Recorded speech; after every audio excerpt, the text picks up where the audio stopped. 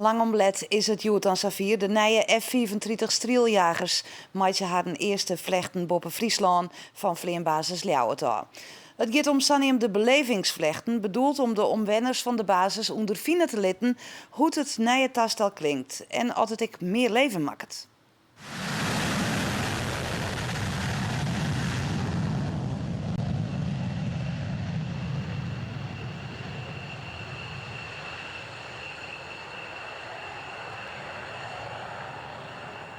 En onder de reek van de startbaan in Massum stiet verslagjouwer Hajo Boortsma. Hajo, we jaren kreeg de eerste vlecht van de F-35 van de Midi, dat wie om Jelvertreien. Wat is de eerste indruk van de omwenners?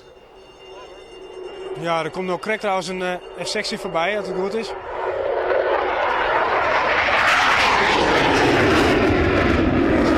Pak je nog even een stuntje boven de baan.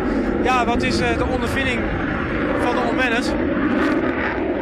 Even geduld hebben zelfs. Dit maakt het ik een heel soort leven. Ja, de ondervinding van de bewoners, ja, die is in principe die gaat twee kanten uit. Aan de ene kant voel de start van de F-35 haar een beetje ta.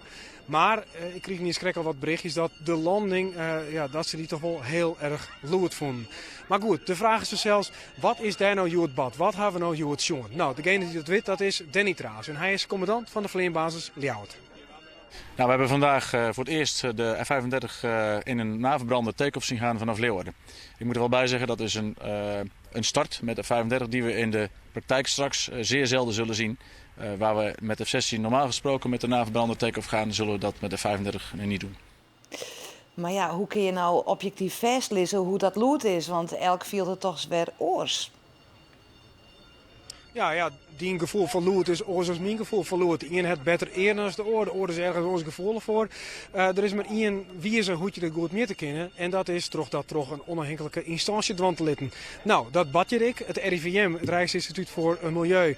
En het NLR, het Nationaal Lucht- en Ruimtevaartlaboratorium. Die hebben overal in de omjouwing microfoons tegen.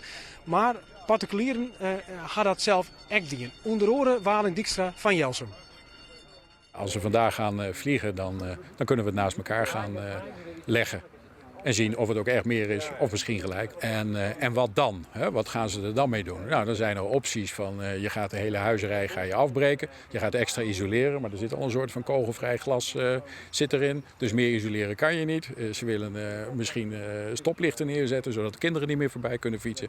Maar dus dat kent zijn einde dus eigenlijk. Dus eigenlijk zou je vanaf dat moment moeten gaan kijken van gaan we wat doen aan de hinderwetvergunning en we gaan zien wat we met die milieuvergunningen gaan doen. En daar ben ik heel erg benieuwd naar. Ja, Hajo, dat zei het Waling Dijkstra ik, hè? Van wat gebeurt er nou met die informatie? Want dat tastel, dat is er al.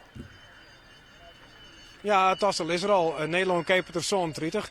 Dat zal net oergaan. Ik net als het lood krijg wat heftiger is. Ja, wat kunnen ze dan doen? De feestjes zelf wilden net op fruit rennen. Ze zeggen van eerst maar eens wat nou uit dat onderzoek komt. Daarvan moet je dan de consequenties bezien. Wat doet dat Big Leaks? Mooi het loodsprofiel van de vleerbasis. Past het onder oren binnen de milieuvergunning? Nou ja, en als dan, ja, dan zoen je misschien, en dat is dan speculeren, zijn kinderen nog extra isoleerd worden, ja of nee. En zo net, misschien ken je wat van een vliegprofiel. Kun je er van de baan opstijgen, kun je op een orenwieze vliegen. Nou ja, dat zijn dan opties die dan op tafel komen. Maar goed, de feest staat heel duidelijk van, we willen nog eerst afwachten wat de uitkomsten van alle onderzoeken binnen, die dienen binnen. Ja. Nou, het is er aardig druk, er had één vlucht west. Komen er meer nog, Joet? Ja, als het goed is, dan wordt er aanstaan weer een taststel opstart, een F-34 en een F-16. Dat zal barren tussen, ja, het is nu 4 woorden, dat zo vast zijn voor die matten. Zodat ik de meesten die dus letter thuiskomen, die nou nog aan het werk binnen, in de auto zitten, misschien ergens aan het eten binnen, wat dan ik, dat die dan ik daar een soort van beleving van mij krijgen. Het is de bedoeling dus dat het begin van de juni, dat de 12 vlucht uitgaat. Tegen dank. Hajo Boortsma vanuit Massum.